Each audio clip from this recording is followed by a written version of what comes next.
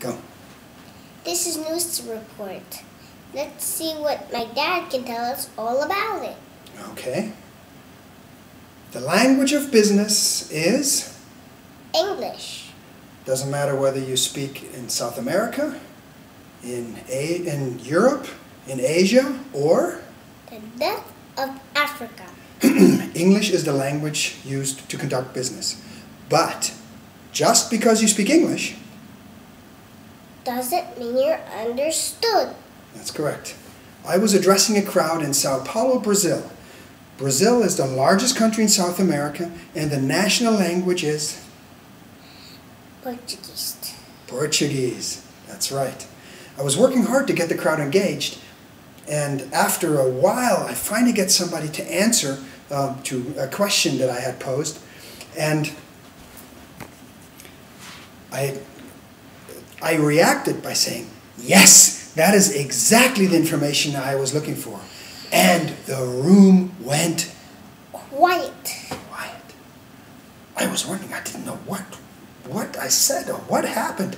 After a while, the hand goes up in the back of the room, and the person says, "Sir, that gesture you just made, it means small opening of your rear end." Your rear end. You were so embarrassed. I was so embarrassed. But wait, I wasn't done yet. I said, "Well, we in America use this gesture as an affirmative gesture." And again, the room went quiet.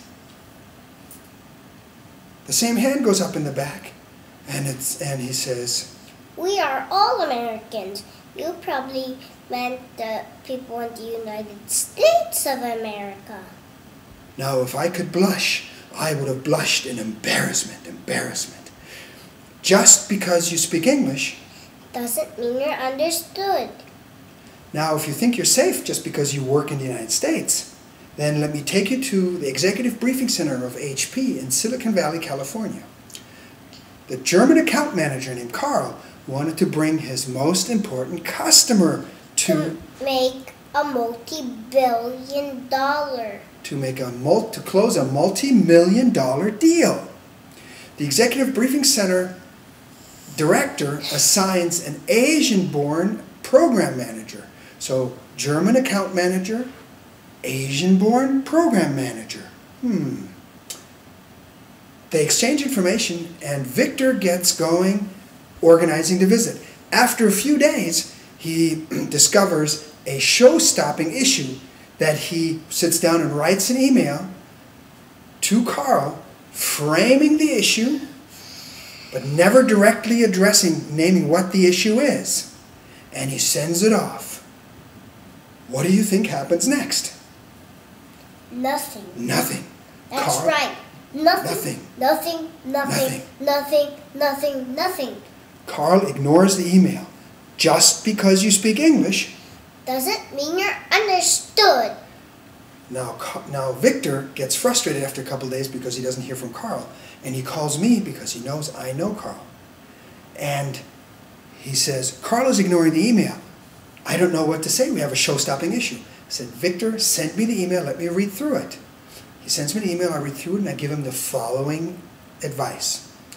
"Why don't you rewrite the email, state exactly what the issue is, also state what it is you expect back in reply, and tell him by when you need this reply." I can hear on the other side of the phone, "There is no way I can send an email like that." But Victor overcomes himself, and he sends the email, and he writes the email and then sends it to Carl, and right when he presses the send button, he calls me and he says, "Hurst, I can never ever send a rude email like that." I have never ever sent a rude email like that. And if he takes it the wrong way and I get fired, and if you get fired, then it's your fault. That's right. The next day he calls me all excited and he says, "Carl took it the right way. He sent me the information I needed Right away! Right away. The visit ultimately was successful, and Carl actually commended Victor for his clear communication style.